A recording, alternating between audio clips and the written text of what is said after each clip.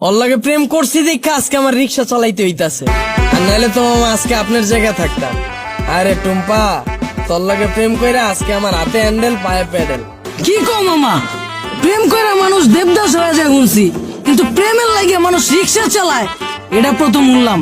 মামা তোমার কাহিনীটা কিন্তু ইন্টারেস্টিং লাগতেছে, গল্পটা কও শুনি।